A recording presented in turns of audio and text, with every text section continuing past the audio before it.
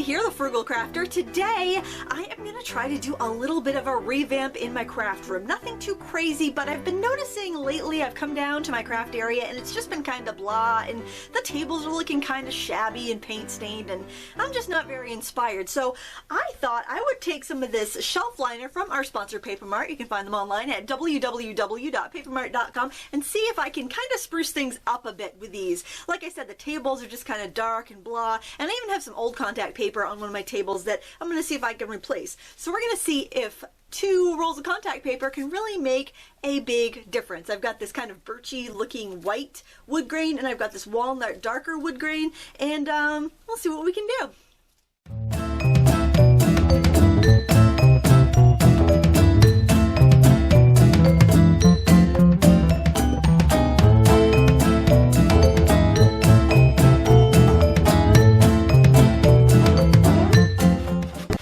The next step is to scrape all of the dry glue and paint and anything bumpy off the surface of my table. And then I'm going to follow up by spraying it with a spray cleaner and wiping it down.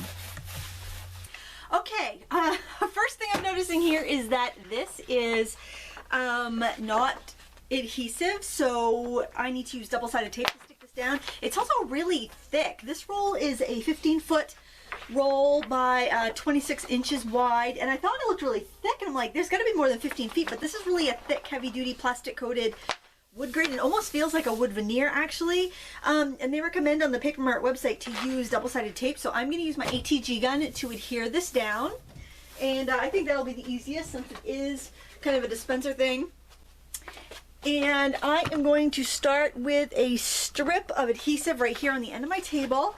And I think I'm also going to do a roll of adhesive along the front of my table as well.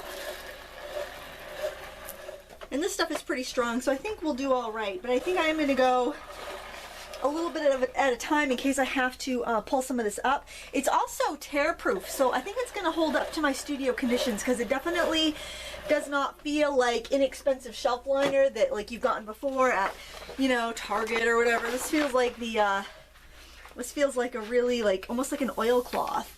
It's really nice. I'm gonna make sure I line up against the front edge of my table. I can trim a little bit off each end if I need to keep it nice and neat. And just by adhering a little bit at a time, I can make sure that I am keeping everything flat. This is definitely something somebody can do by themselves. Unlike using like a regular sticky back shelf liner where you need kind of a buddy to help you smooth out the air bubbles as you go, this is actually pretty easy. Like I said, it's kind of like a vinyl tablecloth or like an oilcloth. It's very thick and easy to work with. So I'm going to finish tipping this down, and then I'm going to trim it to length on the other side. Once I have my adhesive down, I'm going to just gently smooth my hand and arm over the paper as I go to try to keep it down nice and tight. This is a nice thick tear-proof paper, so even if I have to peel it back up, I shouldn't have any problem, but it's so much easier to work with than the self-adhesive liners, and it's a lot thicker, so I'm hoping that it will be more durable and last me longer. And now all I have to do is trim the ends so my paper is flush with the edge of my table. To trim it off flush, just put a straight edge, a metal edge ruler, or some sort of straight edge right along the edge of your table, and then cut along the edge of the ruler. And you can see it cuts really neat and tidy.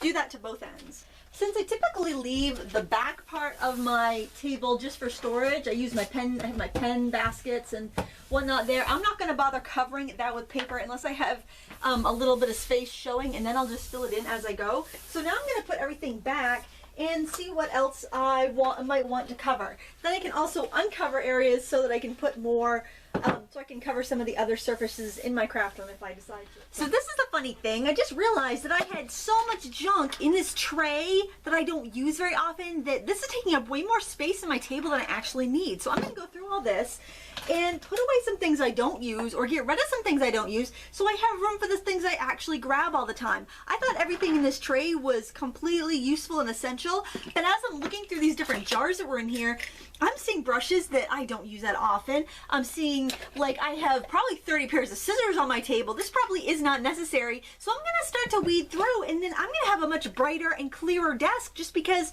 I'm gonna get rid of stuff I don't use. Why do I have 12 pipettes in my tray? When's the last time I used a pipette? This is crazy. This has got to stop. So I have like a dozen of these snap-off knives on my table, and I still had to go into my framing drawer to find a knife because there was so much junk in this tray, I could not find it. This table is going to feel so clean when I'm done.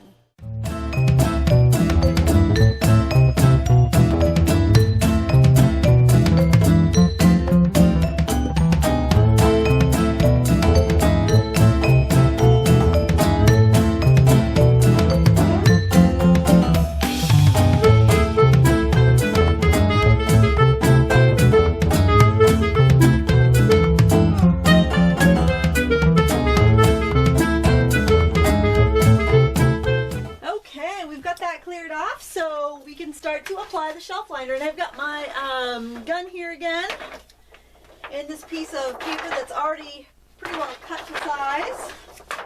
I was going to try to shimmy it under all my shelves, but I realized right off the bat that wasn't going to be a very smart plan, so I'm just going to pretty much put some adhesive down, stick it, and trim it.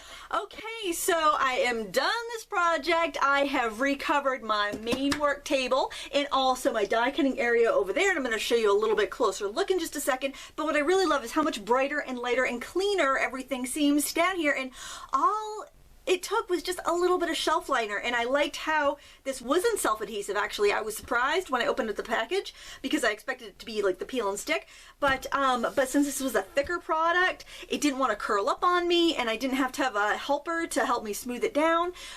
It was really a dream to work with, and it feels so much thicker than a regular, like, you know, department store shelf liner that you'd buy from any like major brand. I will put a link in the video description to this product and the different colors they have in case you want to check it out. I personally like the kind of like pickled white look because it just makes everything seem brighter, and I craft in my basement, so having it bright is a huge help. So one thing I am going to keep on my table though is my big cutting mat. I like it because it's got a grid on it, and also I can get paint and glue and all sorts of stuff on it, and it will really save my shelf liner from getting worn out too early. It'll also keep it from getting stained and all that stuff. I really don't think this is going to get worn out too well, too easily, because even when I was putting those shelves back over there, here I'll show you. When I was picking up and putting those shelves back, I actually kind of set them up there and shoved them into place because I didn't want to, you know, take the time to take everything off the shelves. So I was putting heavy shelves back up there and just shoving them in. And I didn't have any problem with the shelf liner ripping or anything. And look at it, so nice and neat and clean. And then here at my main table, you can see where my glasses are. Just right behind there is kind of where my tripod films. If you see my camera's up there on that stick that's hooked to my ceiling, I know, wicked fancy, isn't it? Well, that's where I film, so that's where my big mat will go. But I have everything within reach over here in my tray. I really cleared out a lot of junk, and I just put back stuff that I actually used. And I put away duplicates into class supplies and other things so that I didn't have so much stuff that it was keeping me from actually using stuff, and I just pared down to one tape dispenser instead of 2 permanent tape dispensers. And I keep all my blending tools and markers and stuff within easy reach because those are the things I use every day. And I got a little tin for a trash can, and, you know, watercolor pencils, watercolor markers, alcohol markers, just my everyday stuff. And I find if I have a big flat space open to work, I get so much more done because I'm not spending all my time picking up and cleaning up. I hope this video inspires you to maybe take a look at your craft area and maybe spruce it up with a little shelf liner. It doesn't take a long time, but boy, the impact that you get when it's done is really fantastic, and it makes you deal with some of the stuff that's been collecting and piling up over the weeks, months, years. So I'm not going to judge. Trust me, I'm not going to judge. If you want to know more about the products I used or more about our sponsor, you can find them online at Papermart at www.papermart.com. Packaging for less. Thanks so much for watching. Until next time, happy crafting.